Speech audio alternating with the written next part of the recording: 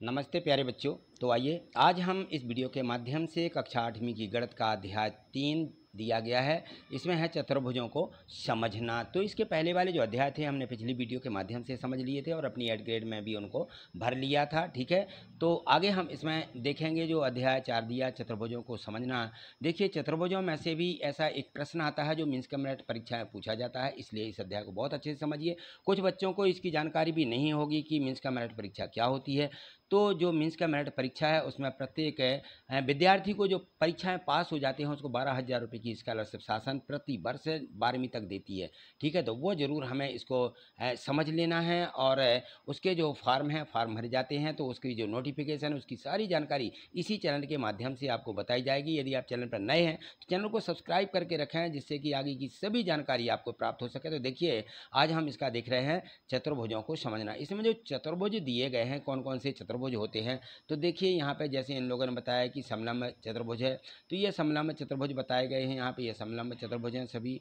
ठीक है ना, ये आकृति दी गई है। ये पतंग काइट के आकार की भी कुछ चतुर्भुज होते हैं। तो यहाँ देखें ये पतंग के रूप में भी ये यहाँ पे देखिए इस प्रकार के भी ये चतुर्भुज होते हैं। बाकी जो और भी चतुर्भुज हैं वो हमने देखा है, हमारी जो किताब है उसमें भी दिए गए हैं। ये समांतर चतुर्भुज हैं जिनकी आमने सामने की भुजाएं समांतर होती हैं। ये समांतर हैं, ये समांतर इसके, ये इसके समांतर है। इस प्रकार से ये समांतर चतुर्भुज है। ठीक है, तो इसके बाद आते हैं सम चतुर्भुज। ऐसे चतुर्भुज है जिनमें जो है सभी भुजाएं बराबर होती हैं, सम चतुर्भुज होते हैं। सम चतुर्भुजों के भी कुछ गुणधर्म यहाँ पे दिए गए हैं। देखिए, ये चतुर्भुजों के गुणधर्म हैं और इसके गुणधर्म आपको आपकी जो किताब दी गई है, किताब में लास्ट पेज पर देखिए ये पेज छपा हुआ है, उस पर आप अपनी जो बुक है उसमें देख लीजिए। तो ये हमने आपको यहाँ से दिखाया जा रहा है, अच्छे से समझ में नहीं आ रहा होगा। समांतर चतुर्भुज, सम चतुर्भुज, ये वर्ग दिया, आयत दिया है ना, पतंग दी गई है, आयत दिया है। ये जो चतुर्भुज हैं इनके यहाँ पे गुणधर्म लिखे हुए हैं। इन गुणधर्मों को जरूर आप पढ़ें और उनको याद कर लें सभी को। तो आपको जो भी यहाँ पे जानकारी चतुर्भुजों के रूप में पूछी जाती है वो सभी आपसे बन जाएगी। तो देखिए आगे यहाँ से देखिए प्रश्न 1 यहाँ से दिया गया है कि किसी चतुर्भुज के चारों अंतःकोणों का योग कितना होता है, 360 अंश। ये भी हमें रटे रहना है, ये भी हमारी उस जानकारी में दी गई है कि कोई भी चतुर्भुज हो उसके चारों कोण यदि हम जोड़ते हैं तो वो 360 हो जाते हैं।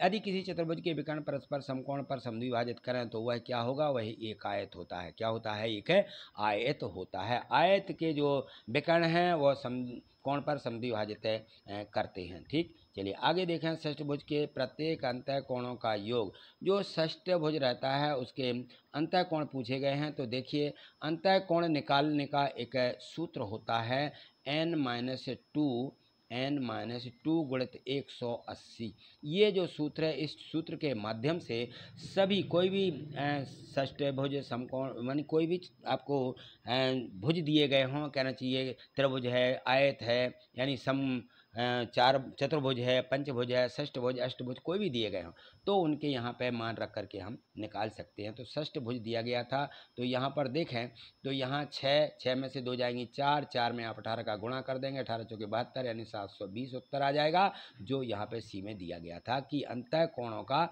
योग पूछा गया है। ठीक है ना, षष्ठभुज की। तो इस प्रकार से निकाल के हम यहाँ पे रख देते हैं।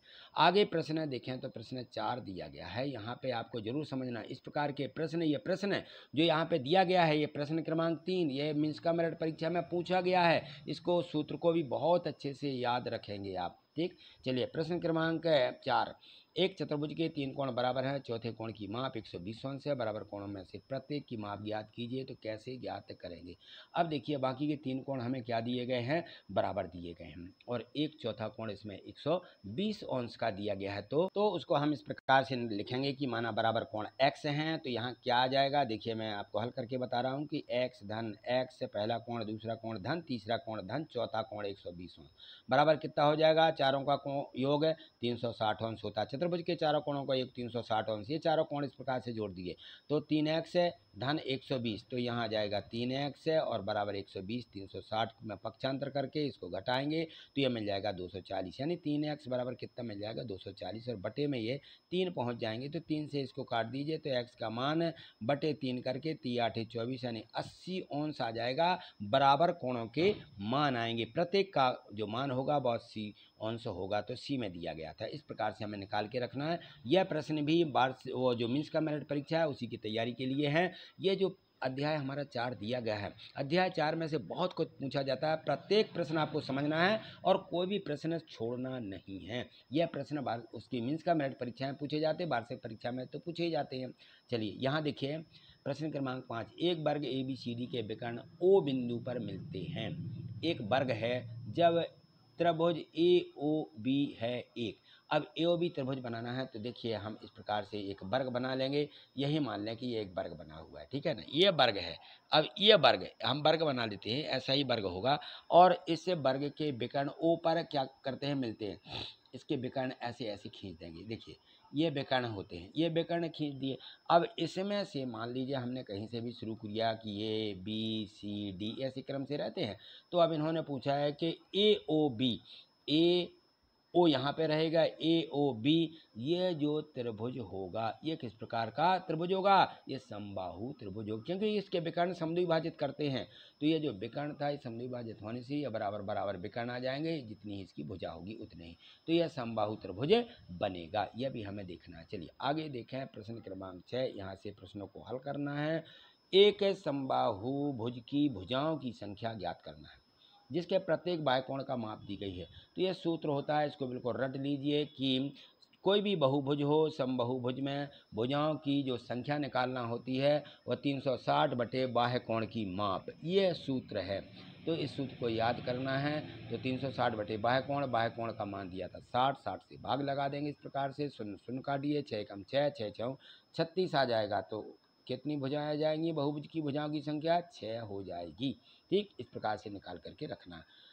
प्रश्न क्रमांक 7 अगला ये दिया गया है कि दी गई आकृति में कोण x का मान ज्ञात कीजिए। देखिए आकृति दी गई है, इसमें बाह्यकोण दिए गए है, इनका हमें माप ज्ञात करना है। देखिए यदि हम देखते हैं कि कोई भी इस प्रकार से भुज बना हुआ है, बहुभुज, उस भुज में बाह्यकोण होते हैं, उन बाह्यकोणों का चारों का योग 360 अंश होता है, ये हम जानते हैं। हम यहाँ लिख देंगे, हम जानते हैं कि बाह्यकोण का योग जो है 360 अंश होता है। बाह्यकोण को सभी को जोड़ दीजिए, बराबर में 360 लिखिए। तो 60 धन 90 धन 110 धन x, इनको हम जोड़ते हैं तो इसको जोड़ दीजिए, 110 और 90 हो जाएगा 200 और 60 200, 300 कितना हो जाएगा, ये हो जाएगा 260 है, और यहाँ पे ये दिए गए 200 और 60, 260 धन x बराबर कितना लिखेंगे 360। ये ठीक है ना, 360 के बराबर चारों कोणों का योग होगा। तो ये हो जाएगा 260 में 360 में से 260 पक्षांतर करके घटा देंगे तो x बराबर आ जाएगा 360 ऋण 260 बराबर 100 अंश। 100 अंश आ जाएगा इस बाह्यकोण x का मान। ठीक, चले 8वां प्रश्न देखें। तो 8वें प्रश्न में दिया है, यहाँ देखिए प्रश्न क्रमांक 8, इसमें दिया कि एक बहुभुज है और उसका प्रत्येक अंतःकोण 108 अंश का है।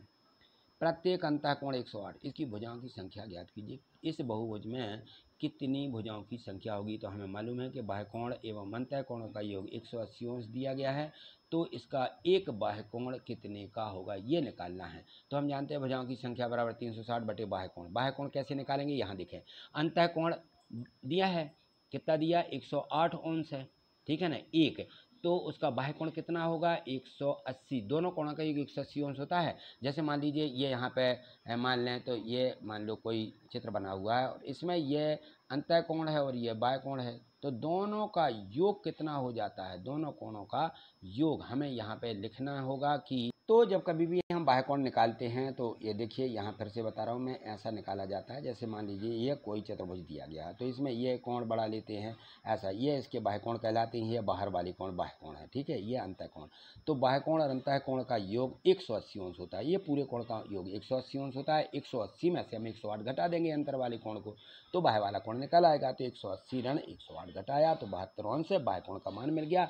अब यहाँ इसको रख देंगे, भुजाओं की संख्या बराबर क्या होता है 360 बटे बाह्यकोण, 360 बटे कोण 72, 72 से इसको काटेंगे तो 36 एकम 36, 36 दूनी 72, 2 एकम 2, 2 पंचे 10, तो भुजाओं की संख्या कितनी आ जाएगी 5। अतः यह जो है पंचभुज होगा। क्या होगा, पंचभुज। और पंचभुज में प्रत्येक कोण 108 अंश का सम पंचभुज होगा। इसके प्रत्येक कोण का मान जो होगा वह 108 अंश का होगा। ठीक है, चलिए आगे देखें। प्रश्न क्रमांक 9 दिया गया है। प्रश्न क्रमांक 9 में दिया है कि दिए गए समांतर चतुर्भुज, एक समांतर चतुर्भुज दिया है PQRS, ठीक है ना। ये समांतर चतुर्भुज पी क्यू आर एस, इसमें आर का मान दिया है 80, ये आर का मान 80 दिया है। समांतर चतुर्भुज है, समांतर चतुर्भुज की शर्त है कि इसके आमने सामने के कोण बराबर होते हैं। ये एस कोण क्यू के बराबर हो जाएगा, पी कोण आर के बराबर होगा। तो देखिए यहाँ पे हमने लिख दिया कि दिया है आर बराबर तो 80 है, लेकिन पी आर के बराबर है। क्यों? क्योंकि सम्मुख कोण है, समांतर चतुर्भुज के सम्मुख कोण बराबर होते हैं, तो कोण पी कोण आर के बराबर होगा, यानी कोण पी बराबर 80 ही होगा। ये भी 80 हो जाएगा। ठीक, अब यहाँ देखें, ये आसन्न कोण है, कोण पी और क्यू कोण आसन्न कोण है, यानी एक रेखा पर बने हुए कोण आसन्न कोण होते हैं, तो दोनों का योग 180 अंश होता है। यहाँ भी हम लिख देंगे पी धन क्यू बराबर 180 अंश होगा, ये आसन्न कोण है। ठीक है, तो 80 धन क्यू बराबर कितना हो जाएगा? ये पी का मान 80 दिया था, क्यू का मान निकल आएगा, 180 में से 80 घटा देंगे तो क्यू बराबर आ जाएगा 100। अब देखें यहाँ पे क्यू 100 आ गया, तो ये एस का मान कितना होगा? ये भी 100 होगा, क्योंकि ये सम्मुख कोण है। ठीक है ना, यहाँ लिख दीजिए कि कोण एस बराबर कोण क्यू है, तो कोण एस बराबर क्यू का मान 100, कोण एस निकल आया, ये भी हमारा कितना हो जाएगा? 100 हो जाएगा। कोण पी बराबर आ गया 80 और कोण एस बराबर आ गया हमारा 100, और सामने के कोण हम इस प्रकार से निकाल लेंगे, कोण क्यू बराबर 180 ऋण बराबर ये 100 हो जाएगा, तो आमने सामने के 80 80 और ये हो जाएंगे 100 100। ठीक है ना, इस प्रकार से ये चारों कोण यहाँ पे निकल आएंगे, सभी कोणों की मान। चलिए क्वेश्चन यहाँ में 10 दिया गया है, प्रश्न क्रमांक 10 है। यहाँ देखिए प्रश्न क्रमांक 10 में है, यहाँ देखें प्रश्न जो 10वां दिया है, इसमें है कि किसी समबाहुभुज में बहस कोण का अंतः कोण के से अनुपात दिया गया है। बहस कोण का अंतः कोण से, जो बाहर का कोण होता है बहस कोण या बाह्य कोण का अंतः कोण से अनुपात 1:4। इस बहुभुज की भुजाओं की संख्या ज्ञात कीजिए। तो देखिए कैसे ज्ञात करेंगे, हम मान लेंगे कि माना बहस कोण का जो बहुभुज है, बहुभुज का बहस कोण यानी बाह्य कोण x है, यानी x की जगह 1x आ जाएगा। ठीक है ना, और अंतः कोण को क्या मानेंगे? 4x मानेंगे। तो यहाँ हम लिख देंगे माना बाह्य कोण जो है x है तथा अंतः कोण 4x है। ठीक, अब यहाँ से देखें तो बाह्य कोण और अंतः कोणों का योग 180 अंश होता है, तो x धन 4x बराबर 180, तो 5x बराबर 180, यानी x बराबर 180/5, 5 से इसको काट दीजिए, बराबर आ जाएगा 36। ठीक है ना, ये x किसका मान आ गया? ये हमारा बाह्य कोण का मान आ गया। अब हमें भुजाओं की संख्या ज्ञात करना है। भुजाओं की संख्या बराबर 360 बटे बाह्य कोण यानी 36, 36 से काटेंगे, 36 से कम 36, 36 से कम 36, उत्तर आ जाएगा 10। भुजाओं की संख्या हो जाएगी 10, यानी वो 10 भुज होगा। ठीक है, जो इसमें भुजाओं की संख्या निकली है वो 10 है। प्रश्न क्रमांक 11 दिया था कि समांतर चतुर्भुज में x और y के मान ज्ञात किए। ये यहाँ पे समांतर चतुर्भुज दिया गया था, समांतर चतुर्भुज है। समांतर चतुर्भुज में भी आमने सामने की भुजाएं क्या होती हैं? बराबर होती हैं। तो यहाँ देखिए ये यहाँ पे दिया गया है, तो हमें यहाँ पे मान निकालना होगा। तो यहाँ देखिए ये जो यहाँ पे 6y और 120 है, ये हमने यहाँ पे देखे हैं, तो ये सम्मुख कोण है। सम्मुख कोण क्या होते हैं? बराबर। यहाँ पर शर्त लिख दीजिए कि जो समांतर चतुर्भुज है इसके सम्मुख कोण बराबर होते हैं, तो 6y 120 के बराबर होगा। तो y बराबर कितना आ जाएगा? 120/6, 6 कम 6, 6 दूनी 12, यानी 20 अंश। y का मान भी यहाँ क्या आ जाएगा? 20, 20 6 में 120, ये भी 120 अंश निकल आएगा। ठीक है, चलिए आगे देखें, तो इसमें y का मान निकालना है। अगला दिया है 5x धन 10 है, 5x धन 10, और हम 5x धन 10 बराबर आगे जो कोण है उसको लिखेंगे। तो हमें मालूम है कि ये आसन्न कोण क्या होते हैं? दो कोणों का योग बराबर होता है 180 अंश है। तो हम कोई भी दो कोण इस प्रकार से ले लें कि 5x धन 120 बराबर, ये हमने इसको दिया तो 180 हो गया, और ये 120 और 10 130, 180 में से 130 घटाएंगे तो कितना मिलेगा? 50। 5x बराबर आ जाएगा 50, x बराबर 50/5, 5 से काट दिया तो उत्तर मिल गया 10। तो इसमें x का मान हमारा आ गया था 10 और y का मान आ गया 20। x और y के मान हमें क्या करना थे? ज्ञात करना थे। अगला प्रश्न 12वां देखें। यह देखिए यहाँ पे 12वां प्रश्न दिया है कि पी क्यू आर एस में x और y के मान ज्ञात कीजिए। अब देखिए यहाँ भी वैसे ही दिया गया है पी क्यू आर एस। ठीक है ना, तो ये देखिए इसके सम्मुख कोण है, ये तो बराबर होते हैं, लेकिन ये और ये बराबर नहीं होते, ये भुजाएं असमान, ये बराबर भुजाएं होती हैं। बराबर भुजाएं जो रहती हैं उनके सामने के कोण बराबर होते हैं। तो इस भुजा के सामने का कोण ये और इस भुजा के सामने का कोण ये दोनों कोण बराबर होंगे। ये जो पतंग बनी हुई है ये आपको ध्यान रखना है। मीन्स कमेंट में बिल्कुल ये प्रश्न ऐसे ही पूछे जाते हैं और हो सकता है यही प्रश्न पूछा जाए, तो इसको जरूर अच्छे से समझिए। पी क्यू आर एस में x और y के मान जब ज्ञात करना होते हैं तो हम यहाँ लिख देंगे क्यू आर एस के बराबर है, क्योंकि बराबर भुजाएं हैं, क्योंकि ये बराबर भुजाएं हैं। तो यहाँ पे y बराबर कितना है 10 आ जाएगा, 110 आ जाएगा। y बराबर है 110 ओंस आ जाएगा। q का मान y और s का मान 10 दिया तो y बराबर भी 110 होगा। अतः अब यहाँ देखें y का मान सीधा निकल आया, x का मान x है और यहाँ पे दिया गया है 60 है। तो देखें यहाँ पे हम लिखेंगे कि जब हमारे पास ये चारों कोण हो जाएंगे तो चारों कोणों का योग कितना होता है 360। अतः हम यहाँ लिखेंगे x धन 110 धन 60 धन 110 बराबर 360। ठीक है, अब यहाँ लिख करके देखें तो 110 60 और 110 को जोड़ देंगे, 110 से 110 220 आ जाएगा, 220 में 60 जोड़ दीजिए तो 280 हो जाएगा, 280 360 में से घटाएंगे तो ये आ जाएगा x बराबर 360 ऋण 280, 280 घटा दीजिए तो उत्तर मिल जाएगा 80। x का मान आ जाएगा 80, y का मान आ जाएगा 110। ये इसके x और y के मान हो जाएंगे। चलिए अगला प्रश्न दिया गया है, यहाँ पे देखें, ये जो प्रश्न क्रमांक 13 दिया है। अब यहाँ देखें तो इसमें जो है ये जो यहाँ पे कोण दिए गए हैं, इसमें हमें विशेष करके ये जो आयत दिया है, आयत की सभी शर्तें मालूम होना चाहिए कि इसकी सभी आमने सामने की भुजाएं बराबर होती हैं और इनके विकर्ण एक दूसरे को समद्विभाजित करते हैं, है ना। तो जब ये समद्विभाजित कर रहे हैं तो देखें इसमें ये जो है यहाँ पे इसके जो एकांतर कोण बन रहे हैं ये कितने का है, ये हमारा 35 का दिया है। तो ये 90 अंश का पूरा है, तो 90 में से यदि हम 35 को घटा देते हैं तो ये कोण निकल आएगा ARI। ठीक है ना। तो ये कोण कितने का हो जाएगा, यहाँ पे ये कोण देखिए, यहाँ पे ये 55 का होगा, ये 55 होगा। तो इसका अल्टरनेट है यानी इसका ये एकांतर कोण ये 55 का होगा, ये 35 है तो ये भी कितना हो जाएगा 35 हो जाएगा। ठीक है, तो 90 में से हम 35 घटाएंगे 55 आ जाएगा, यानी ARI बराबर कितना आ जाएगा, सीधा सीधा 55 अंश आ जाएगा। ठीक है, ARI ये कोण 55 अंश का हो जाएगा, ये 55 हो गया। अब शर्त होती है यहाँ पर देखें तो एक शर्त है कि एक ही रेखा पर बने हुए कोण, यदि इस प्रकार से कोई भी एक ऐसी रेखा खींच देते हैं तो एक ही रेखा पर बने हुए कोण या एक ही अवधा के कोण बराबर होते हैं, तो हम ऐसे कोण बनाते हैं। आपने देखा होगा इस प्रकार के कोण होते हैं और ये कोण होते हैं एक ही रेखा पर बने हुए कोण, ये बराबर होते हैं। तो यहाँ देखें इस PA रेखा पर यानी जो कोण बने हुए हैं ये देखें तो यहाँ ऊपर जाकर के ये कोण 35 है तो ये भी कोण क्या होगा 35 अंश का हो जाएगा। तो इस कोण को मानेंगे ये 35, या RI पर बने हुए कोण मानेंगे तो ये 35 है तो ये भी 35 का हो जाएगा, ये कोण 35 का ये भी 35 का होना चाहिए। ठीक है, और ये 35 का। इसी प्रकार से जो एक ही अवधा पर बने हुए कोण होते हैं वो बराबर होते हैं, तो ये 35 का है। तो यहाँ RIM ये कोण निकालना, RIM यानी ये कोण कितने का हुआ। तो अब देखिए 35 का है तो 90 में से 35 घटा देंगे, क्योंकि आयत के कोण 90 अंश के होते हैं, 90 में से 35 घटाएंगे तो 55 ही मिलेगा। तो ये कोण भी कितने का आ जाएगा, यहाँ ये 55 का। तो ये यहाँ पे 90 ऋण 35 बराबर 55 लिख दिया, जगह कम होने से पूरा नहीं समझा पा रहे थे। चलिए अब आगे देखें, हमें दूसरा कोण निकालना है RMI क्यों निकालना है, क्योंकि यहाँ पे जो कोण दिया गया है PMA निकालना है, यानी PMA। तो यहाँ पे हम RIM निकाल लें, RIM निकालने के लिए, और यहाँ पे दिया गया है दूसरा RIM, ये 55 अंश आ जाएगा। तो जैसे ही आपका ये कोण आ जाता है तो पूरा हमें मालूम है कि तीनों कोणों का योग, त्रिभुज के तीनों कोणों का योग 180 अंश होता है। तो यहाँ पे हम जोड़ देंगे 55 55 और धन M, ठीक है ना, बराबर 180। 180 में से ठीक सीधे 55 और 55 110 घटा देंगे 180 में से तो बचेगा 70। कितना बन जाएगा 70। ये M कोण 70 अंश का आ जाएगा। तो इस तरफ वाला यहाँ पे पूछा गया है कि PMA कितना होगा, PMA यहाँ पे RMI के बराबर होगा। तो हमने यहाँ पे लिख दिए कि RMI बराबर है कोण PMA, ये बराबर है। तो PMA 70 निकला है तो PMA भी कितना होगा 70 ही आ जाएगा। ठीक है, RMI हमने निकाल लिया 70 तो PMA भी 70 अंश का होगा। तो इस प्रकार से इसको निकाल करके रखना है। अब देखिए आगे 14वां प्रश्न दिया गया है। 14वां प्रश्न यहाँ पे देखें तो इसमें दिया गया था 30 60 90 कोण वाले दो समान सेट स्क्वायर को ले लीजिए, आपके पास होंगे भी।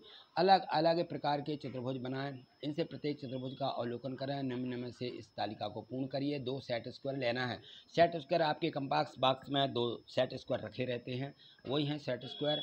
उनसे देखिए सबसे पहले यहाँ पर अवलोकन करना है। चतुर्भुज 1 चतुर्भुज 2, दो चतुर्भुज बनाना इस प्रकार से। तो पहला हमने बनाया चतुर्भुज बनाया था, चतुर्भुज का प्रकार है क्या होगा, हमने एक आयत बनाया और एक समांतर चतुर्भुज बना। ठीक है ना।